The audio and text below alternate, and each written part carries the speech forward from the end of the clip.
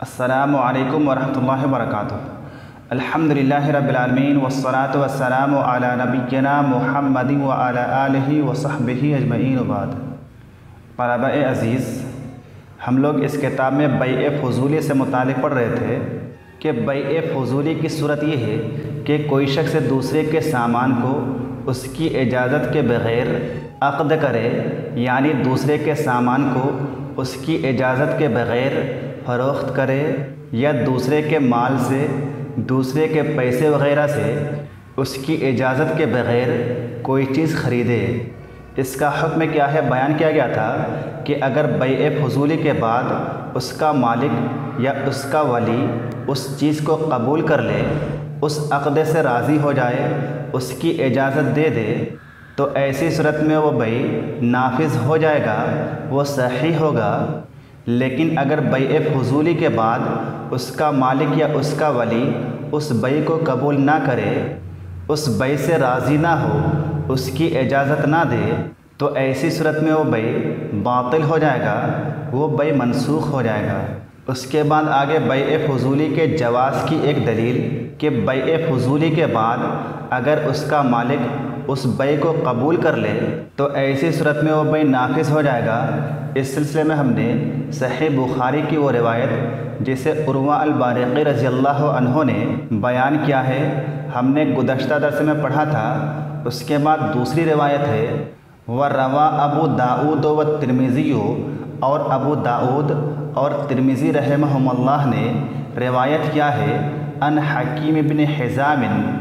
صحابی رسول حضرت حکیم بن حزام رضی اللہ عنہ سے، ان النبی صلی اللہ علیہ وسلم بعثہ، کہ بے شک نبی صلی اللہ علیہ وسلم نے بعثہ ان کو بھیجا، یعنی حضرت حکیم بن حزام رضی اللہ عنہ کو بھیجا، لیشتری، تاکہ وہ خریدیں، لہو، آپ صلی اللہ علیہ وسلم کے لیے، اضحیۃً، ایک قربانی کا جانور، بے دینارن، ایک دینار کے ساتھ۔ اللہ کے نبی صلی اللہ علیہ وسلم نے حضرت حکیم بن حزام کو ایک دینار دے کر کے ایک قربانی کا جانور خریدنے کے لیے بھیجا۔ فاشترى اضحیۃً، پس انہوں نے ایک قربانی کا جانور خریدا، فاربح فیہا دینارا، جس میں ان کو ایک دینار کا فائدہ ہوا، فباعہا، پس انہوں نے اس قربانی کے جانور کو بیچ دیا، بے دینارین، 2 دینار سے۔ حکیم بن حزام رضی اللہ عنہ نے قربانی کا ایک جانور خریدا، جس قربانی کے جانور کو انہوں نے مارکیٹ ہی میں، بازار ہی میں 2 دینار سے فروخت کر دیا، بیچ دیا، ان کو 1 دینار کا فائدہ ہوا۔ ثم اشترى شاة اخرى مکانها بدینار، پھر انہوں نے اس کی جگہ پر ایک دوسری بکری خریدی، کتنی قیمت میں، کتنے دام میں، بدینار، 1 دینار سے، یعنی پہلے انہوں نے 1 دینار سے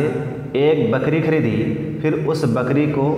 2 دینار سے بیچ دی، پھر اس 2 دینار میں سے 1 دینار سے ایک دوسری بکری خریدی، وجاء بها وبالدینار، اور وہ اس بکری کو لے کر کے آئے، وبالدینار، اور اس 1 دینار کو لے کر کے آئے، الی رسول اللہ صلی اللہ علیہ وسلم، اللہ کے رسول صلی اللہ علیہ وسلم کے پاس، فقال له، تو اللہ کے نبی صلی اللہ علیہ وسلم نے ان سے کہا، حکیم بن حزام سے کہا، بارک اللہ لک، اللہ تعالیٰ تمہیں برکت دے، فی صفقتک، تمہارے کاروبار میں، یعنی اللہ کے نبی صلی اللہ علیہ وسلم نے ان کو دعا دی۔ لیکن یہ جو بعد والی روایت ہے، حکیم بن حزام والی روایت ہے، یہ حدیث کیسی ہے؟ ضعیف ہے، اس میں انقطاع پایا جاتا ہے۔ اس حدیث کو روایت کرنے کے بعد ابو عیسیٰ ترمذی رحمہ اللہ بیان کرتے ہیں، کہتے ہیں کہ حبیب بن ثابت نے حکیم بن حزام سے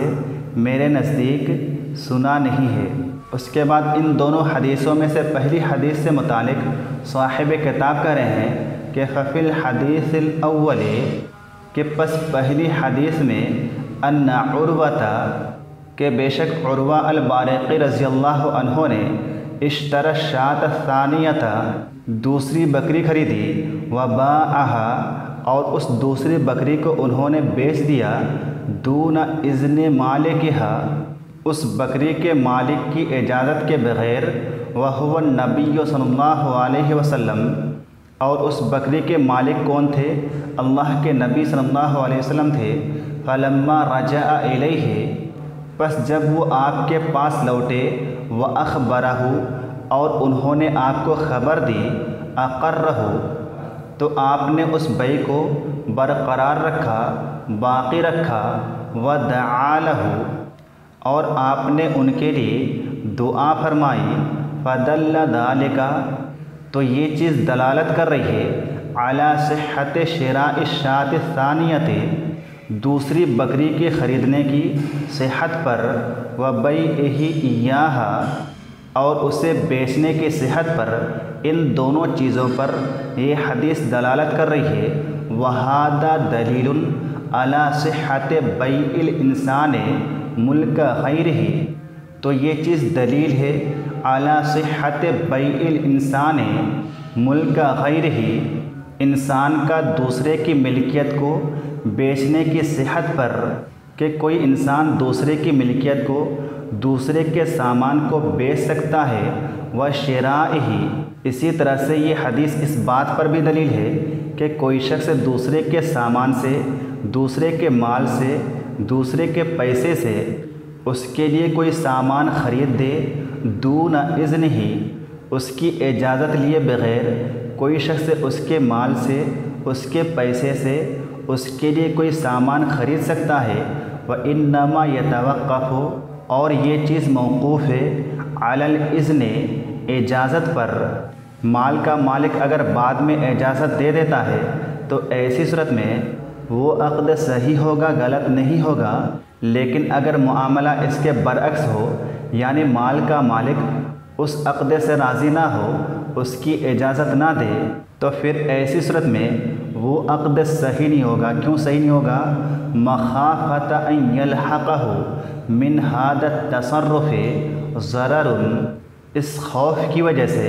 اس ڈر کی وجہ سے کہ کہیں اس تصرف کی وجہ سے اس مال کے مالک کو ضرر نہ پہنچے، کوئی نقصان نہ پہنچے۔ اس کے بعد آگے دوسری حدیث سے متعلق کر رہے ہیں کہ وفی الحدیث الثانی اور دوسری حدیث میں ان حکیما باع الشاة کہ حکیم بن حزام رضی اللہ عنہ نے بکری کو بیچ دیا بعدما اشتراها اس چیز کے بعد کہ انہوں نے اس بکری کو خریدا تھا، واصبحت مملوکۃ لرسول اللہ صلی اللہ علیہ وسلم جبکہ خریدنے کے بعد وہ بکری اللہ کے نبی صلی اللہ علیہ وسلم کی مملوکہ ہو گئی تھی، آپ کی ملکیت میں ہو گئی تھی، چونکہ انہوں نے اس 1 دینار سے اس بکری کو شروع میں آپ ہی کے لیے خریدی تھی، لہذا وہ بکری کس کی تھی؟ آپ ہی کی تھی۔ لیکن انہوں نے کیا کیا؟ اس بکری کو آپ کی اجازت کے بغیر بیچ دیا، فروخت کر دیا۔ ثم اشترى له الشاة الثانیة پھر انہوں نے آپ کے لیے دوسری بکری خریدی، ولم یستأذنہ اور یہاں پر بھی انہوں نے اجازت نہیں لی،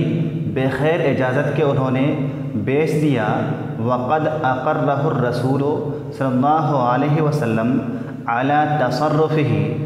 اور ان کے اس تصرف کو بھی اللہ کے نبی صلی اللہ علیہ وسلم نے برقرار رکھا، اس چیز پر آپ نے کوئی اعتراض نہیں کیا، آپ نے اس چیز کو غلط نہیں ٹھہرایا۔ وَأَمَرَهُ أَن يُضَحِّيَ بِالشَّاةِ اور ان کو اللہ کے نبی صلی اللہ علیہ وسلم نے حکم دیا کہ أَن يُضَحِّيَ بِالشَّاةِ کہ اس بکری کو قربانی کریں، الَّتِي أَتَاهُ بِهَا وَدَعَا لَهُ جس بکری کو وہ لے کر کے آئے تھے، وَدَعَا لَهُ اور ان کے لیے آپ نے دعا فرمائی، ان کو آپ نے دعا دی۔ تو ان کے اس تصرف کے باوجود اس بیع کو اللہ کے نبی صلی اللہ علیہ وسلم کا برقرار رکھنا، باقی رکھنا اور کسی طرح کا کوئی اعتراض نہ کرنا بلکہ دعا دینا کس چیز کی دلیل ہے؟ فَدَلَّ ذَلِكَ عَلَىٰ أَنَّ بَيْعَهُ الشَّاةَ الْأُولَىٰ، یہ اس چیز پر دلیل ہے کہ أَنَّ بَيْعَهُ الشَّاةَ الْأُولَىٰ، کہ ان کا پہلی بکری کو بیچنا، وَشِرَاءَهُ الثَّانِيَةَ، اور ان کا دوسری بکری خریدنا، صحیح تھا، درست تھا، وَلَوْ لَمْ يَكُنْ صَحِيحًا،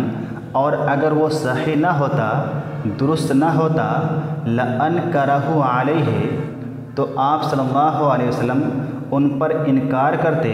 وَأَمَرَهُ بِرَدِّ صَفْقَتِهِ، اور ان کے سودا کو رد کرنے، کینسل کرنے کا حکم دیتے۔